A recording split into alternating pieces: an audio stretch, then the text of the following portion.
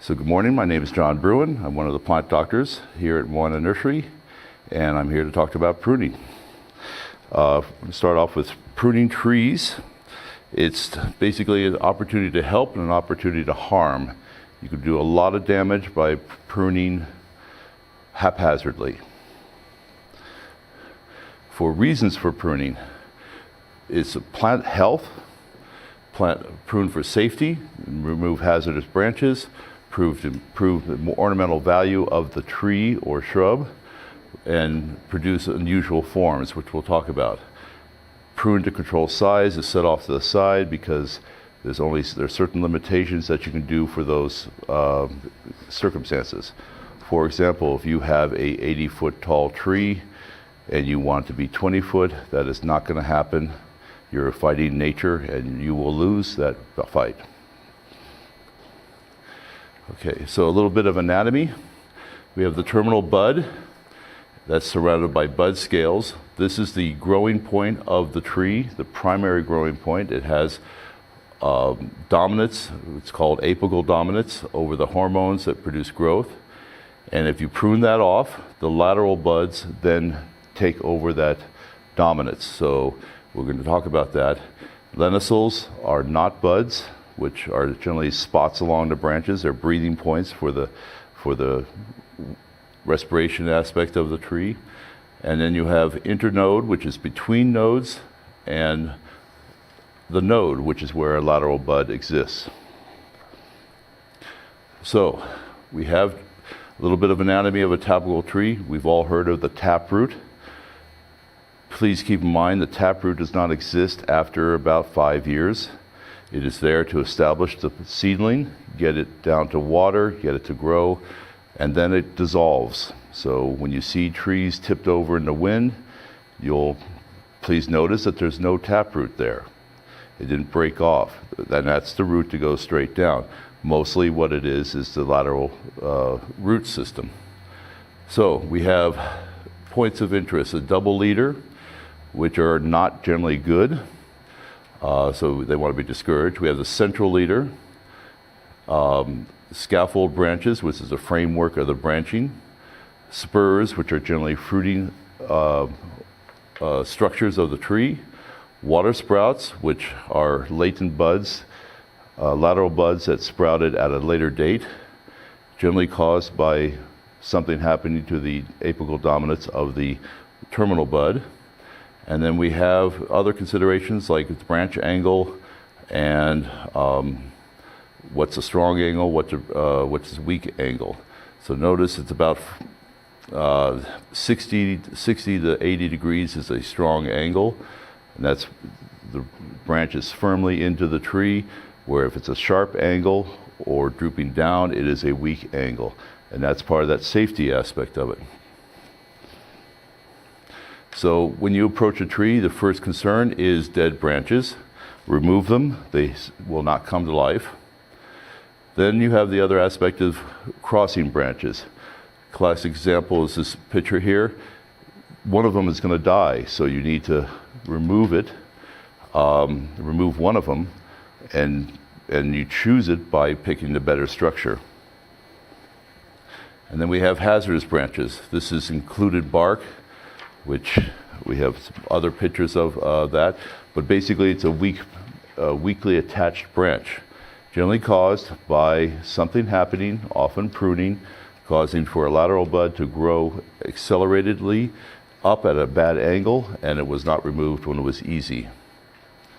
And that's how it's attached. You'll notice there's a basic line, and that branch is not really attached strongly, and this is a natural tree. I sawed in half to disclose that. It's basically attached at the very bottom, and all it would take was a severe stress such as snow or wind, and it would tear off and thus cause some damage.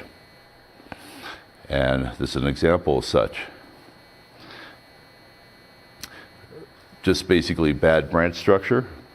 It may look cute, but in a parking lot it's very unsafe, so something to think about. Basic tools, hand pruner, good pair. We have some good ones coming into the nursery, a saw, loppers, hedge shears if you must, and a pole saw is often convenient for reaching up high. We often don't recommend pole pruners because they do produce a bad cut, the ones that are typically available in a retail setting. But sometimes it's just, you got to use them. So deciduous trees, again, the same such. These are all the different points of interest that you need to be concerned with. And here's typically a type of cutting, pruning, which is called a heading cut, where you basically prune off some terminal leaders and some bad branches, and the tree responds with a bushier look. It will still get to the main size, so you got to be concerned with where these branches are going and later in life. Common trees in which you would do a heading cut on was crabapple, honey locust, ash, lindens, willows, and plums. And these are just basic common trees. Branching spacing. So you want spaces between the branches, and you want an even distribution around the tree with the branches. Photographed locally. This is one of our parks where all the branches are coming out at one spot. This is a hazard that puts a lot of weight. They're using each other to support each other, so that they're all weak branches.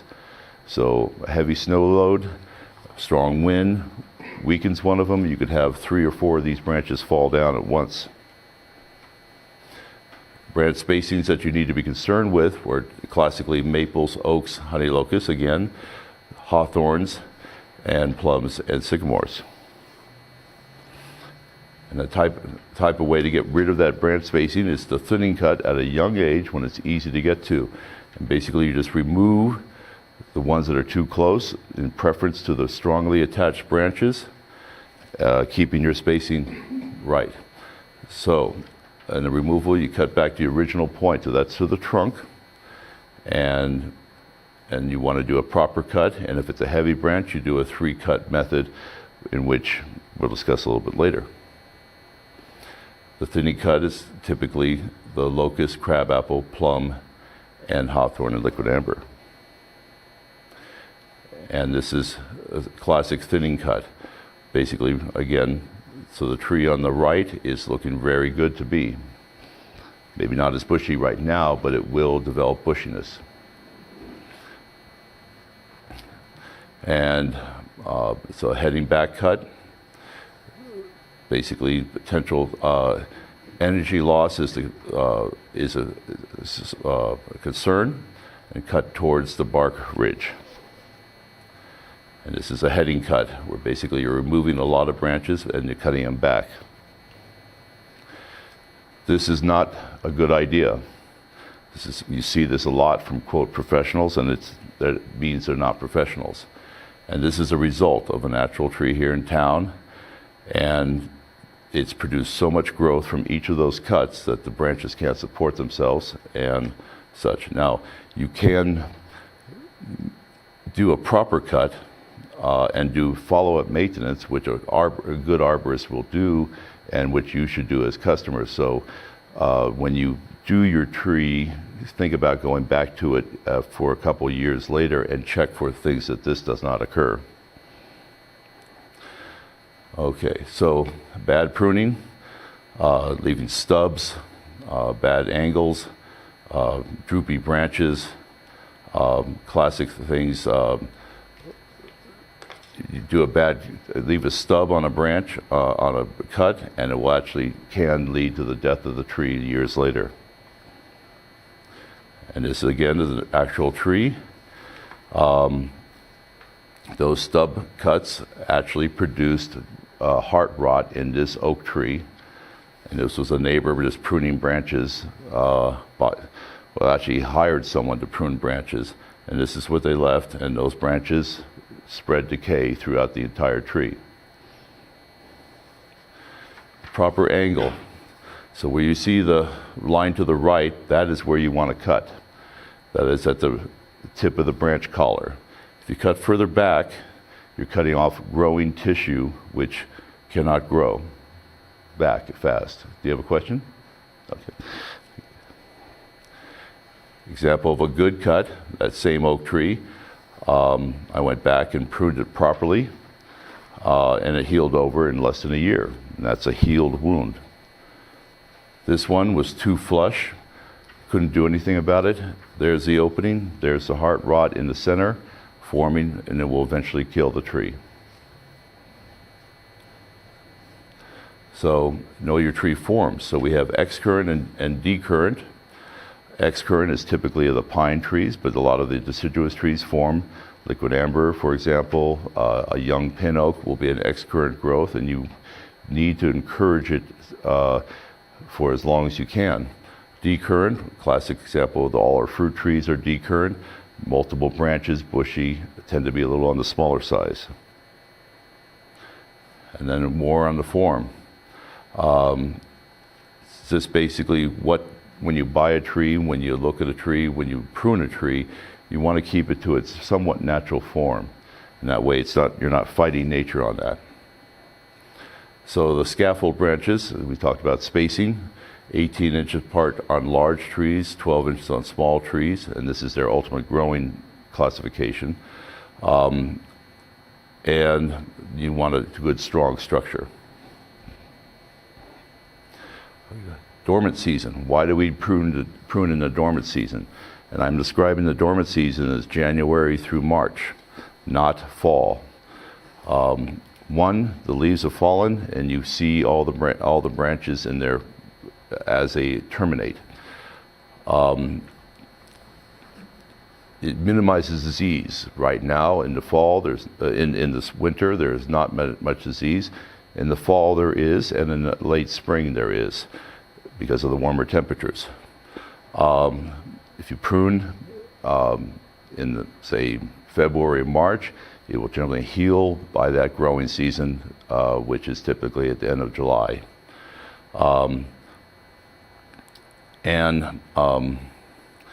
So getting back to the time of pruning, if I went out and pruned a crabapple or a hawthorn in September, October, and we had a typical warm spell, which we do in our Indian summers, which we seem to be having quite a bit of, it could actually respond to that pruning with growth.